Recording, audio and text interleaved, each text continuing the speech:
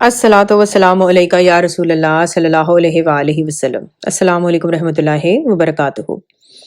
आज निज़ामी बंसरी की video number 22 record कर रही हूँ। राजकुमार हरदेव कहते हैं कि जब वो ख्वाजा सैयद मोहम्मद के साथ वापस मकान पर आए तो देखा कि उनके रिश्तेदार सीतल देव, संभल देव और जीतल देव वहां बैठे इंतजार कर रहे थे। ख्वाजा सैयद मोहम्मद ने हजरत रहमतुल्लाह अलैह के हुक्म के मुताबिक लंगर खाने के दारोगा ख्वाजा इकबाल को खबर दे दी थी कि परसों मेरे यहाँ 3 मेहमान आने वाले हैं। इसलिए आज उन्होंने जब लंगर से खाना भिजवाया तो 3 आदमियों का खाना जायद था। हजरत रहमतुल्लाह अलैह के जितने अकरबा, पीरजादे और पुराने रफीक यहाँ रहते हैं उनकी तादाद 500 से ज्यादा है। इन सब का खाना लंगर में तैयार होकर पका पकाया घरों में भेज दिया जाता है। लंगर खाने में जो नए मुसाफिर और मेहमान खाना खाते हैं उनकी तादाद भी रोजाना 1000 के करीब हो जाती है। कभी कम भी होते हैं और कभी 1000 से बढ़ जाते हैं। लंगर के खाने बहुत आला किस्म के होते हैं। ये 3-4 तरह के होते हैं। इनमें नमकीन और मीठे दोनों होते हैं। चूंकि हमारे हजरत के दादा पीर हजरत ख्वाजा कुतुब साहब रहमतुल्लाह अलैह को और हजरत रहमतुल्लाह अलैह के पीर हजरत शेखुल आलम बाबा फरीद गंज शक्कर रहमतुल्लाह अलैह को हलवा पसंद था, इस वास्ते हजरत रहमतुल्लाह अलैह भी हलवा पसंद करते हैं। शाम के अफ्तार के बाद बाज़ औक़ात हलवा तनावल फरमाते हैं।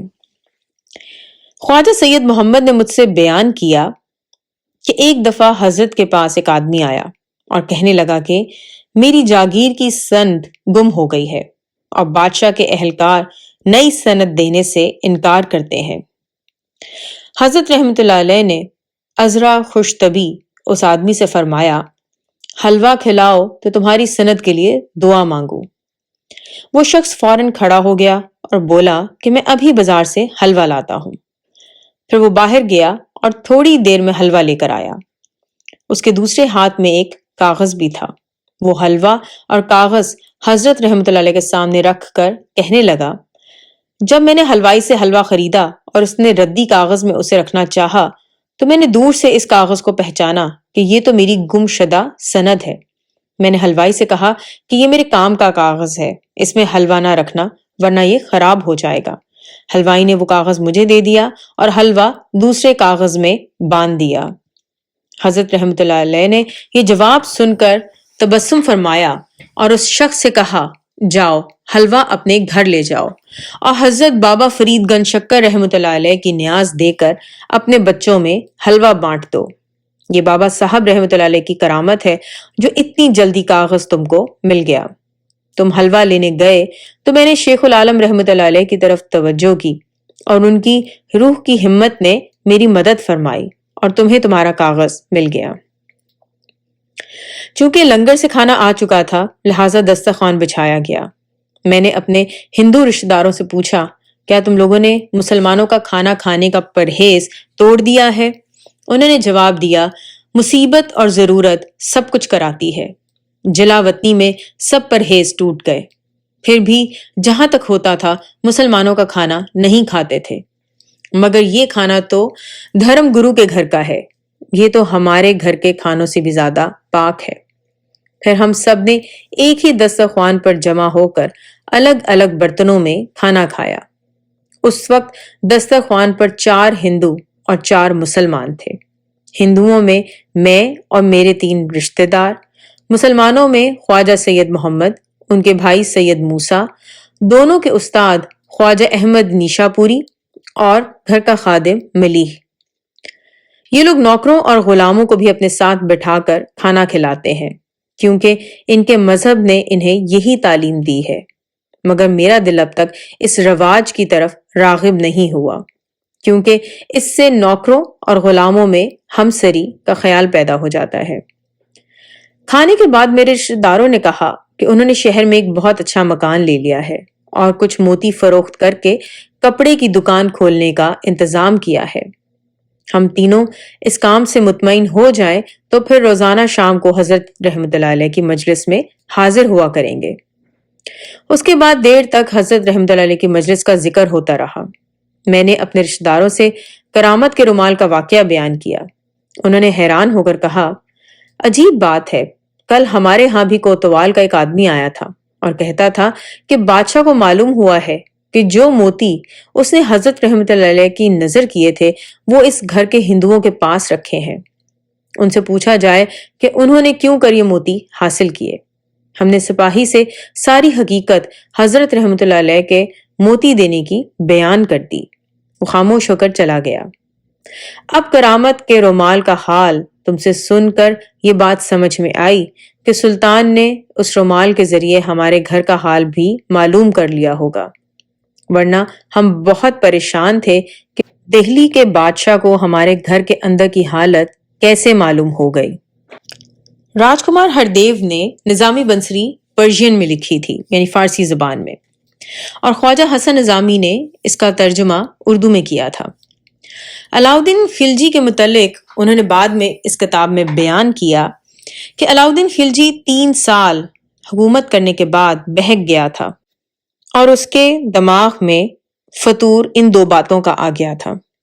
پہلی بات وہ یہ کہتا تھا کہ جس طرح رسول صلی اللہ علیہ وسلم نے 4 یاروں کی مدد سے دین اسلام کی عظمت اور شوکت قائم کی تھی، میں بھی اپنے 4 یاروں اور امیروں کی مدد سے ایک نیا دین قائم کر سکتا ہوں۔ دوسرا فطور یہ تھا کہ میرے پاس فوج اور خزانہ بہت ہے، اس واسطے دہلی میں اپنا ایک نائب مقرر کر کے سکندر کی طرح دنیا کو فتح کرنے جاؤں گا۔ چونکہ بادشاہ کی خدمت میں ہر وقت شراب کا دور رہتا تھا، لہٰذا خوش آمدی نشے میں جھوم جھوم کر علاؤالدین کے ان فطور پرور خیالوں کی حمایت کرتے تھے۔ کسی میں بادشاہ سے اختلاف کرنے کی مجال نہ تھی۔ علاؤالدین خلجی کے یہ خیالات دن بدن طاقت پکڑتے جا رہے تھے۔ آخر ایک دن حضرت محبوب الہی رحمت اللہ علیہ کے مرید ملک علاء الملک کوتوال نے سر ہتھیلی پر رکھ کر بادشاہ سے کہا، اگر مجلس سے شراب ہٹا دی جائے اور سب اہل مجلس باہر چلے جائیں تو میں ان دونوں خیالات کے متعلق حضور سے کچھ عرض کرنا چاہتا ہوں۔ بادشاہ نے سراہی اور پیالہ مجلس سے ہٹوا دیا اور سوائے اپنے 4 یاروں کے سب حاضرین کو باہر بھیج دیا۔ تب علاء الملک نے کہا، رسول اللہ صلی اللہ علیہ وآلہ وسلم نے نیا دین 4 یاروں کی مدد سے نہیں بلکہ خدا کی وحی کی مدد سے چلایا تھا، اور وہ وحی آپ کو میسر نہیں۔ ذرا خیال کیجئے، چنگیز خان کو کہ اس نے اور اس کی اولاد نے سب اسلامی ملکوں کو اسلام کے مٹانے کے لیے زیر و زبر کر دیا اور لاکھوں مسلمانوں کو مار ڈالا، پھر بھی وہ اسلام کو نہ مٹا سکا اور اپنا دین نہ چلا سکا۔ آخر کار اس کی اولاد نے مجبور ہو کر اسلام قبول کر لیا اور اسلام کی حمایت میں جہاد کرنے شروع کیے، تب ان کی سلطنتیں مضبوط ہوئیں۔ اس لیے اگر حضور کے یہ خیالات ہندوستان میں مشہور ہوں گے تو سارا ملک مخالفت کے لیے کھڑا ہو جائے گا اور ایسی سخت بغاوت ہوگی جس کو کوئی طاقت نہ سنبھال سکے گی۔ علاؤالدین خلجی نے یہ بات سنی تو کہا، تو سچ کہتا ہے، میں اپنے اس خیال سے توبہ کرتا ہوں۔ اب مجھے یہ بتا کہ جو میرا دوسرا خیال ہے اس کے بارے میں تیری کیا رائے ہے؟ کیا میں سکندر کی طرح ساری دنیا کو فتح کروں؟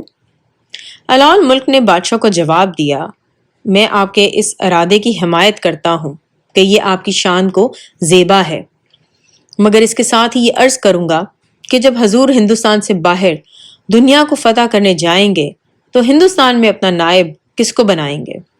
یہاں تو ہر شخص مکر اور دغا اور بغاوت اور سرکشی سے لبریز دکھائی دیتا ہے۔